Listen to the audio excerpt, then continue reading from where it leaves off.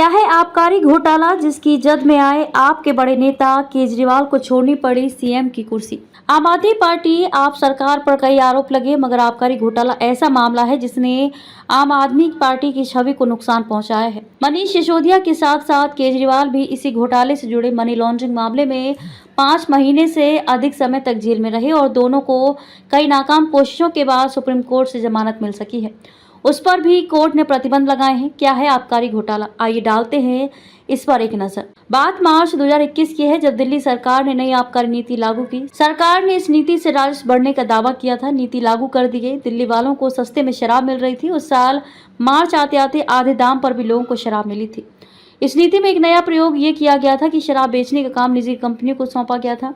यही वह मुद्दा था जो आने वाले दिनों में केजरीवाल ही नहीं, पूरी आम आदमी पार्टी के लिए परेशानी बना।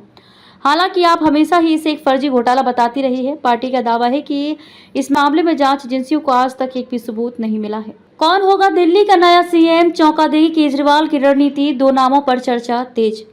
जेल से ही इस्तीफा देने वाले थे केजरीवाल, लेकिन क्यों रुक गए, सीएम ने खुद बताई वजह। एलजी ने की थी मामले में सीबीआई जांच की सिफारिश।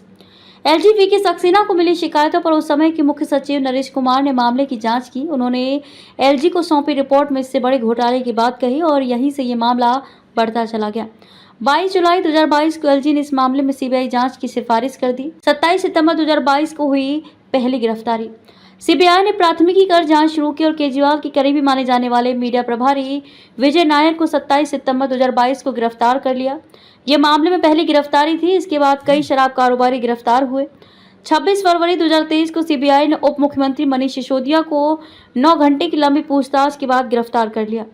इसके बाद ईडी ने 4 अक्टूबर 2023 को संजय सिंह को लंबी पूछताछ के बाद उनके आवास से गिरफ्तार कर लिया। ईडी ने इस साल 21 मार्च को आप और दिल्ली सरकार के ऊपरी पायदान पर विराजमान अरविंद केजरीवाल को भी गिरफ्तार कर लिया। आप सरकार पर लगे घोटालों के आरोपों की याद दिलाएगी भाजपा। आबकारी घोटाले में जेल से बाहर आने के अचानक 2 दिन बाद इस्तीफा देने की घोषणा के बाद भाजपा ने भी पटाक्षेप की तैयारी कर ली है। भाजपा ने अब कार्यकर्ताओं को कहा कि घर घर जाकर वह आप सरकार में आबकारी घोटाले से लेकर टैंकर से लेकर मोहल्ला क्लिनिक, अस्पताल, दवा आदि में हुए घोटालों को एक बार फिर जनता के बीच लेकर जाएंगे।